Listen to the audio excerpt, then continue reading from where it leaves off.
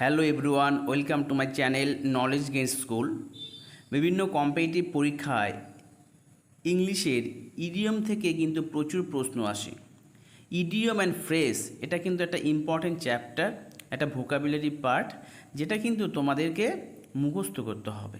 এখানে অনেকটাই মুখস্থ করার ব্যাপার। সো চলো আমরা আজকে ইডিয়ম এবং ফ্রেজ থেকে কিছু ইডিয়মের মিনিং জানার চেষ্টা করি। আমরা আজকে মিনিংটা জানবো, প্রত্যেকটা ইডিয়মের মিনিংটা জানার চেষ্টা করব।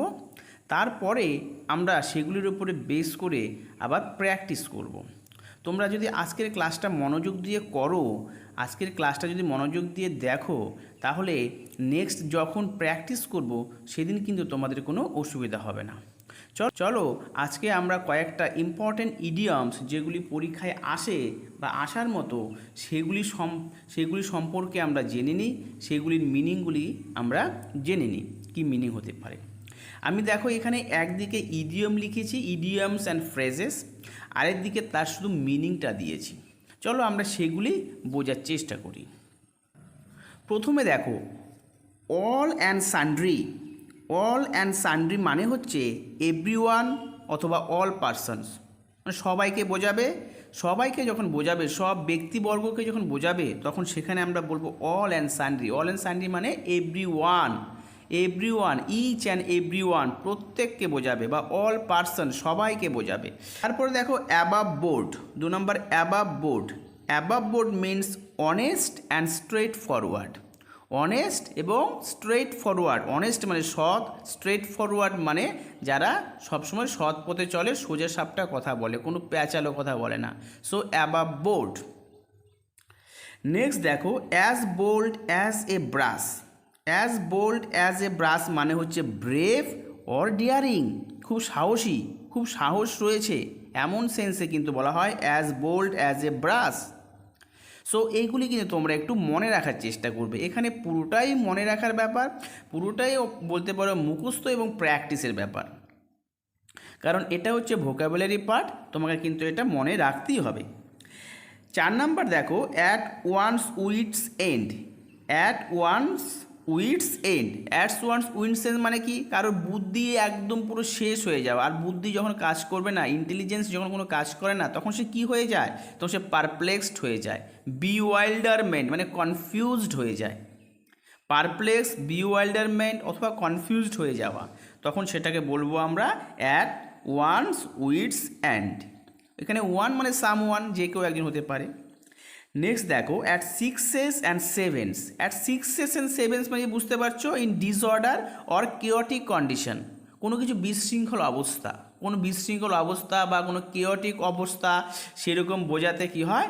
At sixes and seven. At sixes and sevens. Next দেখো at daggers drawn. Daggers drawn মানে কি? ড্যাগার্স মানে হচ্ছে ছোড়া, ড্যাগার্স ড্রন, ড্যাগার্স মানে ছোড়া, ছোড়া মানে হচ্ছে ছুরি। সো অ্যাট ড্যাগার্স ড্রনের মিনিং হচ্ছে বিটার এনিমিটি, চরম শত্রুতা। অ্যাট ড্যাগার্স ড্রন মানে বিটার এনিমিটি, চরম শত্রুতা। চলো তারপরে দেখো আমরা দেখার চেষ্টা করছি 7 নাম্বার থেকে। At once finger tips. At one finger tips মানে হচ্ছে কমপ্লিট নলেজ। কোনো কিছুর ব্যাপারে যখন তোমার কমপ্লিট নলেজ থাকবে, সেটাকে আমরা বলবো at once finger tips. Next an apple of discord. An apple of discord মানে হচ্ছে বিবাদের বিষয়, যেটা নিয়ে আমরা ঝগড়া করতে পারি, আমরা কোয়ারেল করতে পারি, সেই কারণে এর মিনিংটা হচ্ছে cause of quarrel. An apple of discord means cause of quarrel. Next দেখো apple pie order. Apple pie order means in perfect order. কোনো কিছু যখন সুসজ্জিতভাবে সাজানো থাকে, সুন্দরভাবে গোছানো থাকে, সাজানো থাকে, তাকে আমরা বলতে পারি অ্যাপেল পাই অর্ডারে রয়েছে, অ্যাপেল পাই অর্ডারে রয়েছে। এগুলি সম্পর্কে যদি তোমাদেরকে এক্সাম্পল দেওয়া যেত, তাহলে আরও ভালো করে বুঝতে পারতে। তো চলো আজকে ওয়ার্ডগুলি জানার চেষ্টা করো।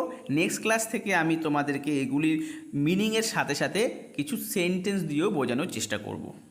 As fit as a fiddle মানে হচ্ছে স্ট্রং অ্যান্ড হেলদি। স্ট্রং এবং হেলদি থাকা মানে হচ্ছে as fit as a fiddle. Next দেখো at a loose end. At a loose end মানে আনঅকুপাইড।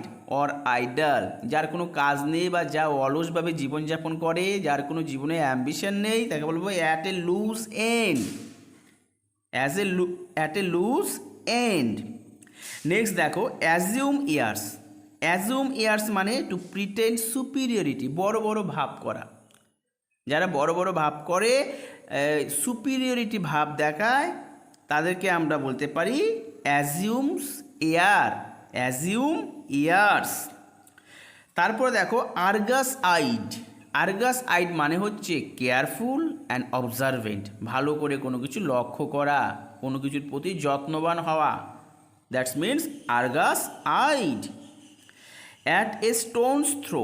অ্যাট এ স্টোনস থ্রো মানে very close. At a stone throw মানে বেশি দূরে নেই, খুব কাছাকাছি রয়েছে।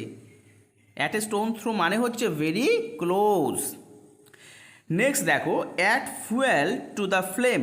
Add fuel to the flame মানে আগুন জ্বলছে, তার মধ্যে আরও বেশি করে জ্বালানি দিয়ে দেওয়া। তাহলে add fuel to the flame মানে হচ্ছে টু মেক ম্যাটার ওর্স, ব্যাপারটা যেটা ছিল সেটাকে আরও খারাপ করে দেওয়া, to make matter worse. Next দেখো at C.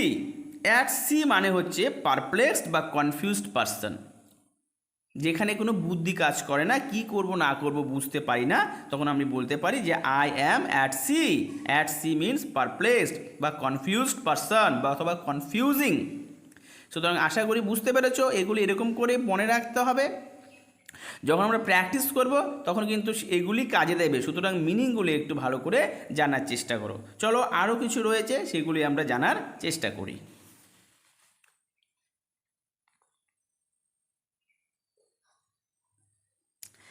As the crow flies. As the crow flies মানে হচ্ছে স্ট্রেইট লাইন, সোজা লাইন। কাক দেখবে সোজা ওড়ে, একা বেঁকা কিন্তু ওড়ে না। যারা সোজা সাপটা ভাবে চলাফেরা করে, সেই ক্ষেত্রে আমরা ইডিয়মটা ব্যবহার করতে পারি as the crow flies. Next দেখো at cross purposes. At cross purposes মানে মিসআন্ডারস্ট্যান্ডিং ইচ আদার, একে অপরকে ভুল বোঝা। অ্যাট দ্য 11th আওয়ার, খুব ইম্পর্টেন্ট, খুব সুন্দর একটা idiom, at the 11th hour. At the 11th hour মানে শেষ মুহূর্তে, শেষ মুহূর্তে, আলটিমেট মোমেন্ট। যেমন সারা বছর কেউ পড়াশোনা করে না, পরীক্ষার শেষে গিয়ে সবাই পড়াশোনা করে রাত দিন। সো সে কী করে, অ্যাট দ্য 11th আওয়ারে গিয়ে পড়াশোনা করে। অ্যাট দ্য 11th আওয়ার মানে আলটিমেট মোমেন্ট, শেষ মুহূর্ত। Next at your elbow. At your elbow means close at hand, close at hand, হাতের নাগালের মধ্যেই রয়েছে। Next as like as two peas in a pod. As like as two peas in a pod মানে exactly alike, প্রায় একই রকম দেখতে, হুবহু। সেই ক্ষেত্রে আমরা ইডিয়মটা ইউজ করতে পারি as like as two peas in a pot. Very important. A man of letters, আরেকটা ইম্পর্টেন্ট একটা idiom, a man of letters. A man of letters মানে হচ্ছে এ স্কলারলি পারসন, এ স্কলারলি পারসন, খুব ইম্পর্টেন্ট, খুব বিজ্ঞ লোক, জ্ঞানী লোক, তাদেরকে বলতে পারি ম্যান অফ লেটার্স। এই ম্যান অফ লেটার্স মানে চিঠির মানুষ নয়, যারা চিঠি দেয় তাদেরকে বোঝাচ্ছে না, কিন্তু এই কারণে ইডিয়মগুলো একটু অন্যরকম, যেটা বলছে তার মিনিং কিন্তু একটু অন্যরকম হচ্ছে, একটু সুন্দর করে ঘুরিয়ে বলছে। এই কারণে ইডিয়মের মিনিংগুলি কিন্তু মনে রাখতে হবে। এ ম্যান অফ লেটার্স মানে a scholarly person. A dead letter, a dead letter মানে মরা লেটার নয়, এ ডেড লেটার মানে ইউজলেস ডকুমেন্ট, যে ডকুমেন্টসগুলি ইউজলেস হয়ে গেছে, এখন আর ব্যবহার করা যাবে না, সেইগুলিকে বলা হচ্ছে useless document. An open secret, this is very important. An open secret, an open secret means মানে একটা ব্যাপার যেটা সিক্রেট কিন্তু সবাই জানে, সবাই সেটা জানে কিন্তু কেউ সেটা প্রকাশ করে না, সেটাকে আমরা বলতে পারি অ্যান ওপেন সিক্রেট। মানে নোন টু অল বাট আনডিক্লেয়ার্ড, সবাই জানে কিন্তু কেউ প্রকাশ করে না। নেক্সট দেখো আজকের জন্য last, a fish out of water. A fish out of water, জল থেকে যদি একটা মাছকে তুলে নাও তাহলে সে কেমন অবস্থায় পড়বে, অস্বস্তিকর অবস্থায় পড়বে। সো এটার মানে হচ্ছে ফিলিং আনইজি, অস্বস্তিকর অবস্থার মধ্যে পড়া। A fish out of water মানে ফিলিং আনইজি। আজকে যে এই 25টা তোমাদের সাথে আমি ইডিয়ম অ্যান্ড ফ্রেজেস নিয়ে আলোচনা করেছি, তোমরা এই ক্লাসটা একটু ভালো করে দেখবে এবং খুব ইজিলি, যতটা ইজি মিনিং দিয়ে বোঝানো যায় আমি সেভাবে বোঝানোর চেষ্টা করেছি।